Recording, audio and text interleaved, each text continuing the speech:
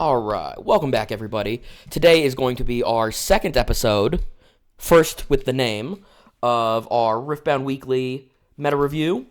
Kind of my plan for the series going forward is going to be on Thursday, me kind of like compiling a lot of the information that I can find, mostly via third-party circuit events at the moment, but also it will be more IRL, in-person events as the game releases in the US, regionals, weeklies that people are keeping track of, so on and so forth.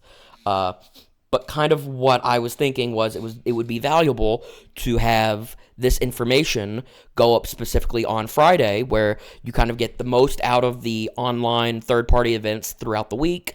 You also get the previous weekend's tournament results, and then you can compile all of this information for people to have access to over the weekend for their own local events.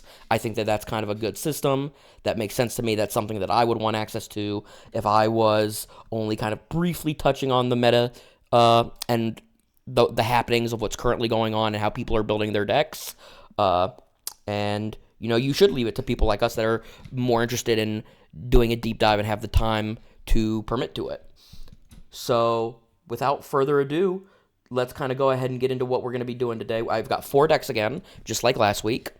It won't always be 4 decks. It'll be more or less depending on what's interesting to me and how the results for the week have looked.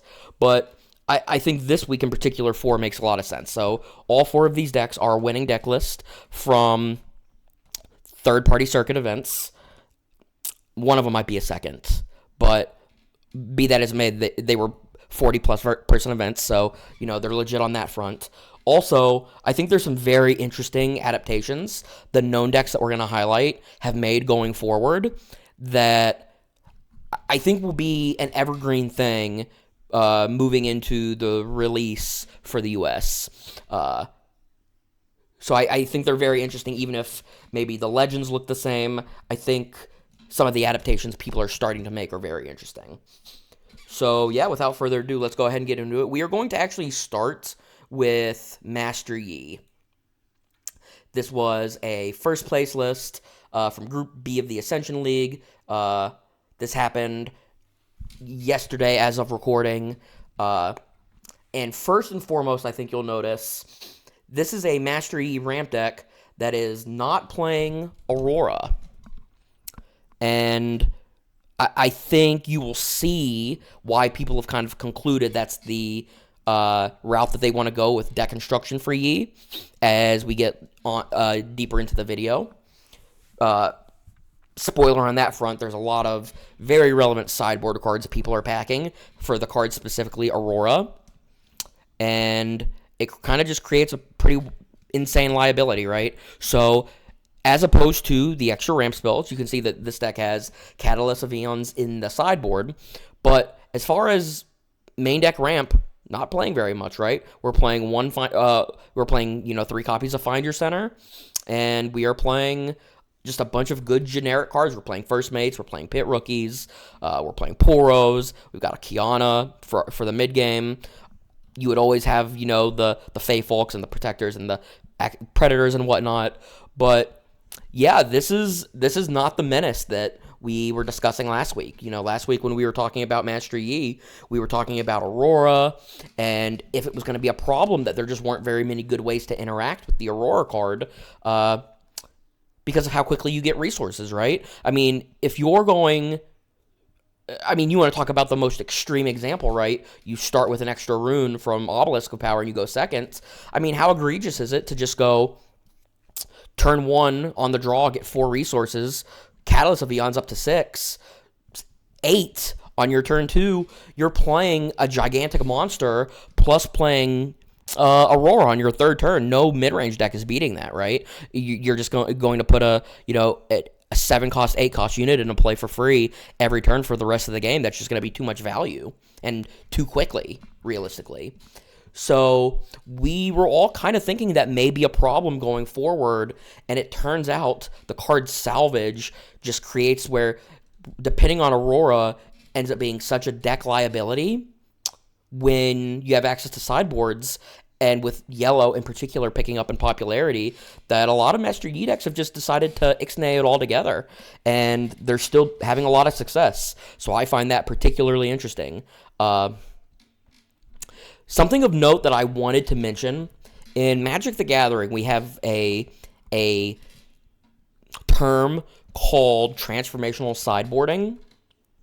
And basically what that means is you take what is a combo deck or any of the generic term labels, right? And your sideboard is set up in a way where instead of just a couple good cards here and there for each particular matchup, it is basically you are against every deck considering taking in 8 new cards and cutting 8 of your, in quotes, most important combo pieces to dodge hate. Right? That's a pretty common thing in the world of Magic the Gathering. And I wonder here if there would ever be any merit to kind of adopting a plan like that with Master Yi specifically. So with this modification, it's not really feasible, right? Because you would have to get rid of all your small creatures. So, you've got 1, 2, 3, 4, 5, 6, 7, 8, 11. Arguably, you could keep the Kiana, but 12. So you have 12 creatures that you wouldn't really want in your deck in an Aurora deck. So this amalgam of Yi would not incorporate that, right? That would not be realistic. But I wonder if there would be a way to build this deck going forward where maybe you only had the Poros and you only had the Pit Rookies and you didn't have the Keepers and you didn't have the First Mates, and you maybe had a couple extra high-end, maybe a couple extra spells. I'm not exactly sure on the exact modifications I would want to make, but I find it very interesting to wonder if there's any avenue there that would be worth exploring, where you're just a very good generic mid-range deck in game 1, and then once they conclude that they've seen your 2-drops and your 3-drops, that you're not playing Aurora, well, you board in the Auroras and you cut all your 2 and 3 drops, and all of a sudden you steal a sideboarded game, right? Alternatively, this could work vice versa. You could play all of your ramp cards in your main deck. You could play the Auroras in your main deck, none of the small creatures, and then your sideboard could just be 8 small creatures, something along those lines. And then in sideboarded games against yellow specifically, where they're going to be bringing in salvage, you can just cut the Auroras, probably leave Hourglass in because you can just hide it, right?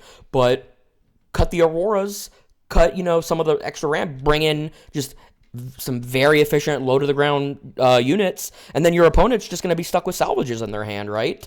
I think that kind of thing could be very interesting going forward, but that's just kind of my own deck-building philosophy, right?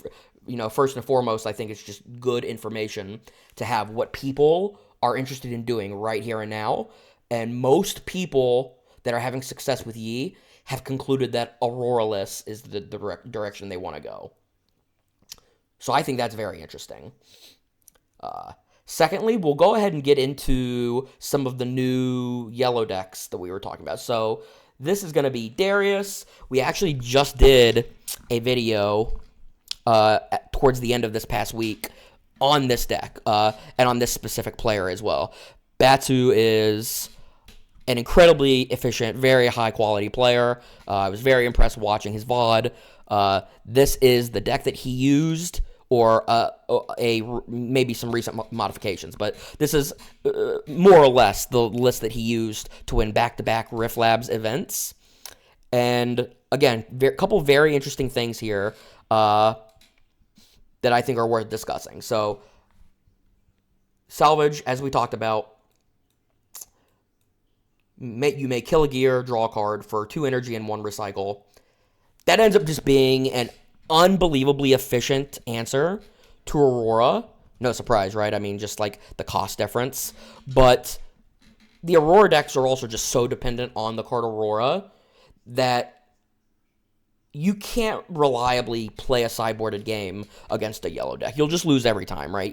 And it's best of 3 matches. So it's like, even if you steal game 1, if you're still relying on this Aurora card that you can't play until turns 5 or 6 on average, your opponent's just going to double or triple spell you with salvage on turn 4, 5, or 6 whenever you play it, and they're just going to get so far ahead on the board. They're going to have so many resources. I think it's It's actually super unreasonable to rely on Aurora in the meta the way it's evolving at the moment, and that's why you see a lot of people on Yi moving away from it, right?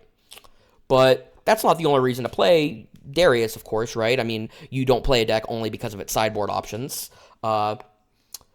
Baited Hook ends up being very powerful in this deck, as you'll see with the other yellow deck that's next on our list with Viktor. Seal of Unity, I think it's a combination of the Legion units and just Vanguard Captain in general. And maybe Hidden Blade has something to do with it, because every deck is gonna, have this like 8 to 10 card range of cards that have very good synergy with it.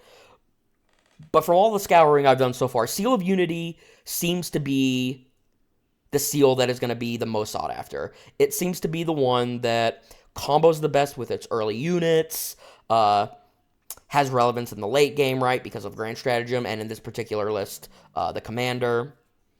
So, Seal, whereas, generally speaking, unless you have a lot of ways to refuel resources and continuously draw cards, it's very hard to justify having a bunch of these in your deck, because you'll just run out of cards too quickly.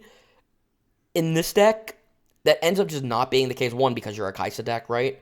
But also, the double spelling factor of Legion in general, but particularly in Darius, where you just get to use the mana ramp ability on a stick, it just ends up being a very, very powerful synergy. And as I hinted at in my earlier video, being on the play and being able to play a turn 1 procced Vanguard Captain is actually just such an unreasonable start, because it's so common if you have this draw, your opponent is either going to do nothing or just play a 2-might unit onto their base. Which means that right off the rip, their entire next turn is spoken for, right? Because you just double conquer, and you put the 2/1/1s on one battlefield, the captain on another, and then right away, they're obliged to spend their entire turn playing a spell to interact with what you've already conquered, right? It's such a jump on tempo. Not even to mention if you're factoring in the cards like Baited Hook and Hidden Blade into the equation.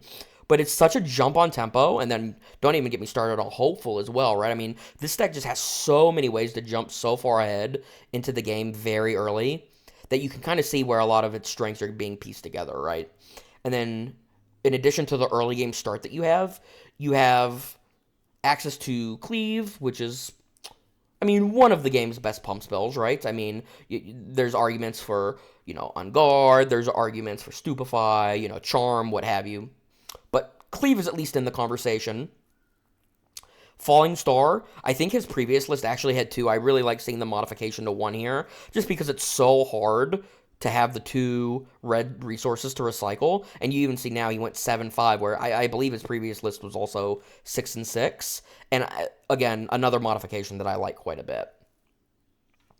But yeah, this is going to be kind of your front runner for leading aggressive deck, and because of the way we've sequenced the threats in the late game, Baited Hook just has the ability to go so big over the top for us as well with the Ledros, which I think this was not in his previous list either. I think this is the first time seeing this card.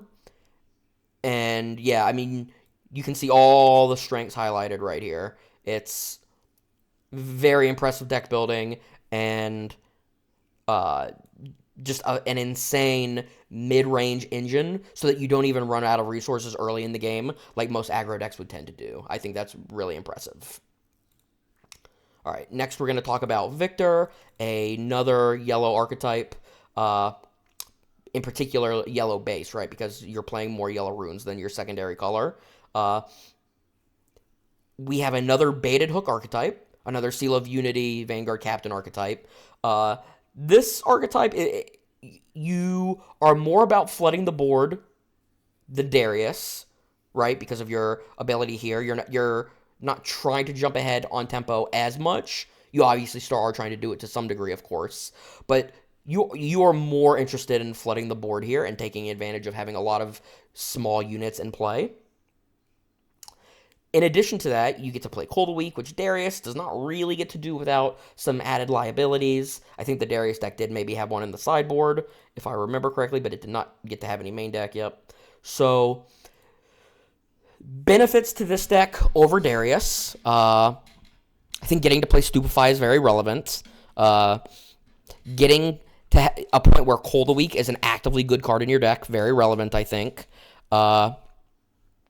You probably get to take better use of Stratagem, which means that you're going to create more scenarios where Baited Hook has the potential to be like more of an initial tempo jump.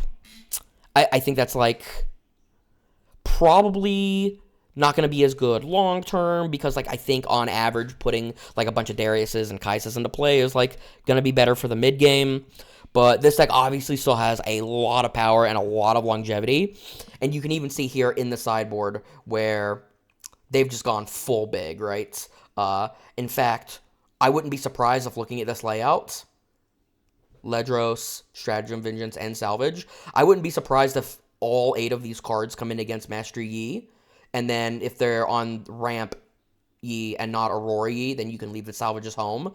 But it would not surprise me at all if all 5 of these cards are effectively coming in against Yi.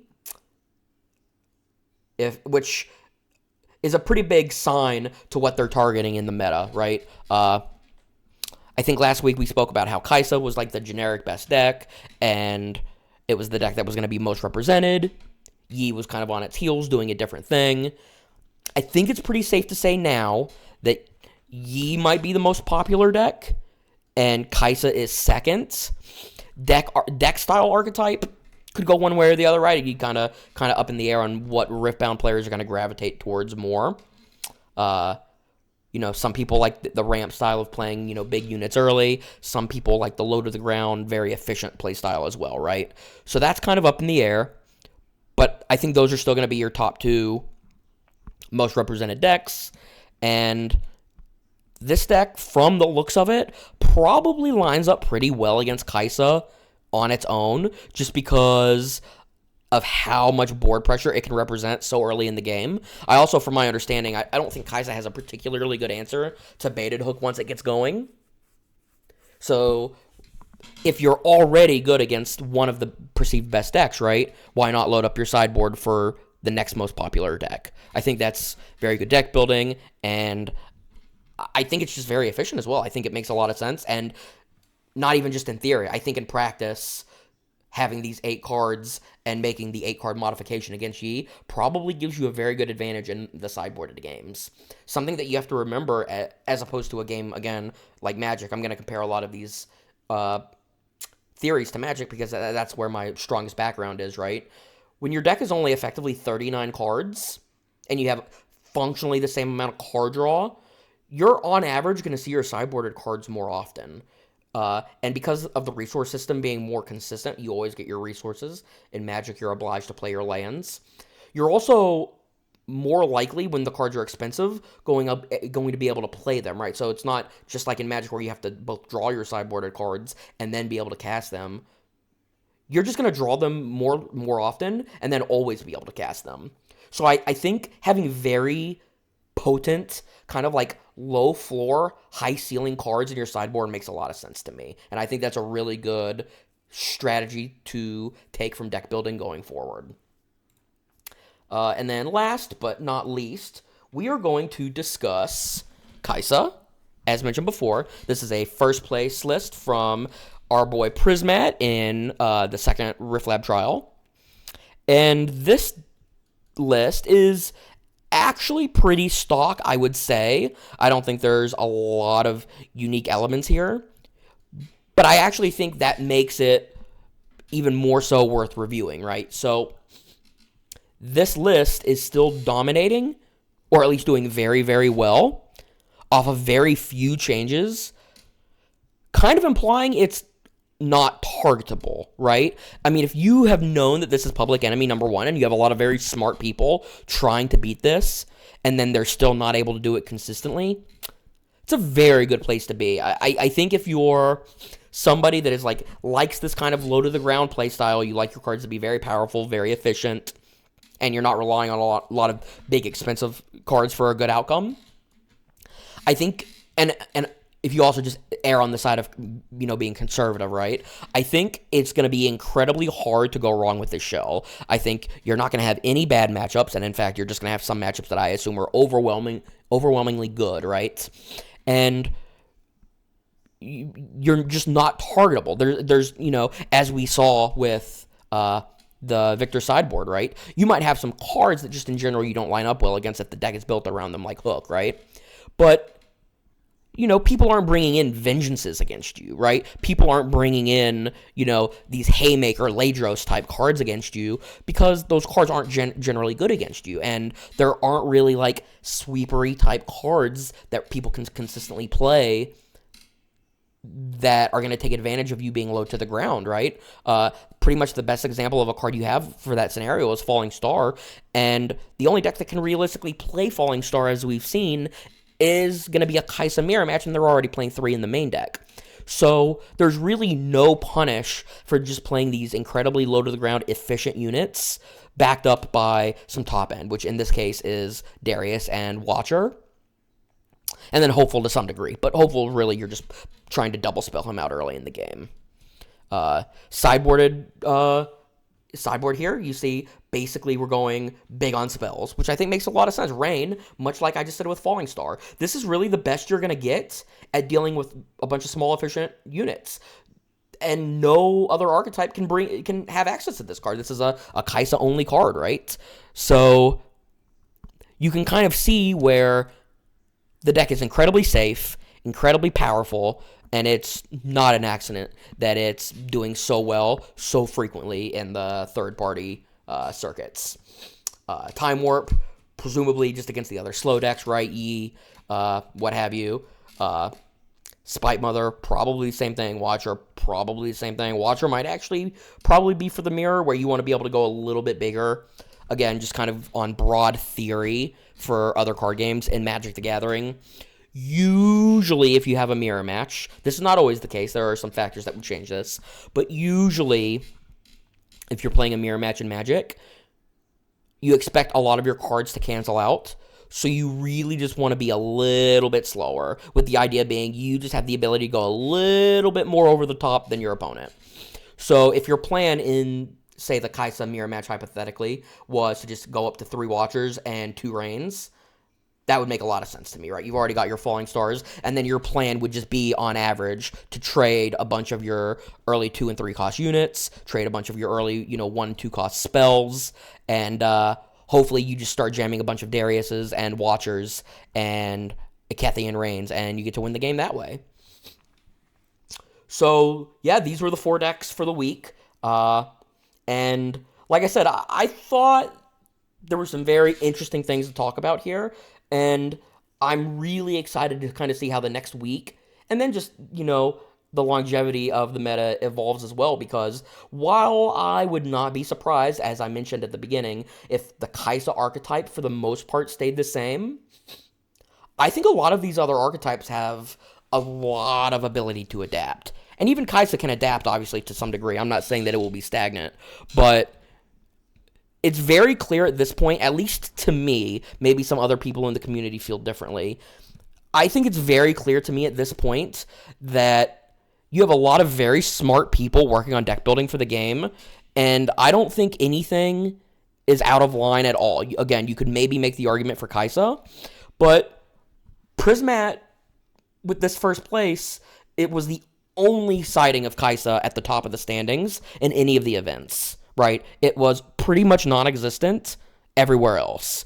So that kind of leads me to believe, right? I mean, like, Prismat is goated. He probably could have won with anything. So that kind of leads me to believe that as the formats are getting solved a little bit more, that maybe Kaisa's not actually the problem it was made out to be. And if that's the case, that's just very impressive from Riot to kind of I don't want to say solve, but to get such a robust metagame set up for us for the game's release. I think that's incredible. So yeah, I think that's going to call it for us today. If you liked this kind of thing, please, like, comment, subscribe. And if you didn't, throw me some feedback. I'm still trying to figure this out, make adaptations myself for what people like and don't like. But yeah, it's been a great time. And I'll see you all later. Peace.